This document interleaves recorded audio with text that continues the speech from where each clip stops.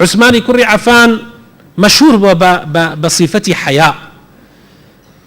پیغمبری خوشوی صلى الله عليه وسلم لحديث صحيحة أفرمي أرحم أمتي بأمتي أبو بكر، برحمترين وببزيترين كسب أمتكي من لباش من أبو بكر الصديق، وأشدهم في أمر الله عمر، لهميان زياتر كالتندن لجيبجي كردني فرمان كاني خوايا يعني جيبجي أكن لو ميلو ما كرنا ترسن عمري كري خطابة، وأصدقهم حياء عثمان، لهموشيان زياتر بشرم بحياء عثماني كري عفان. عثماني كري عفان أوندا يعني شرمن بوا پیغمبری خوا صلى الله عليه وسلم روجي كان لقل لماري خويا دانشتبو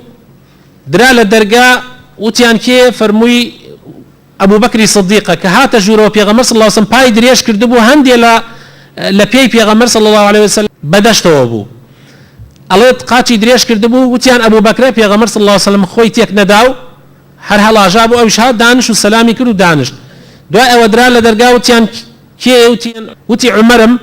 هر بهمان شيوا پیغمبر صلى الله عليه وسلم دانشتني خوي تيك ندا بس دعاء وكا ما ويك درا لدرجة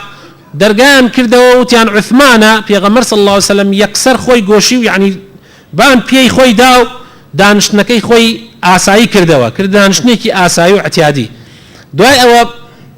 عائشة فرميك اوان روشتن برسيارم لپیغمبر صلى الله عليه وسلم وتم اي پیغمبری خوا باوکم هات جوروا جنابت هر پی دريش كردبو بيتش رود بو هیچ قوت تيك ندا عمريش هات جوروا بهمان شيوا بس كوتيان عثمان يكسر خوت بيچايوا ودانش نكد آساي كردو فرموي عائشة چون شرم لكسي نكم ملائكي خوا شرمي ليك ألا أستحي من رجل يستحي منه الملائكة ملائكة شرمي ليك لشو انك ترى پیغمبر فرمي صلى الله عليه وسلم افرمي عثمان اما نبح حياه بدا بوشراو يعني بستره ملائكه شرمي ليكن حتى علماء فرمن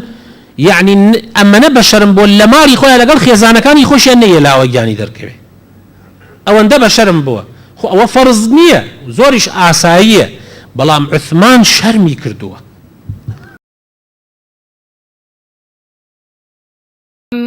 ألم تر كيف ضرب الله مثلا كلمة طيبة كشجرة طيبة أصلها ثابت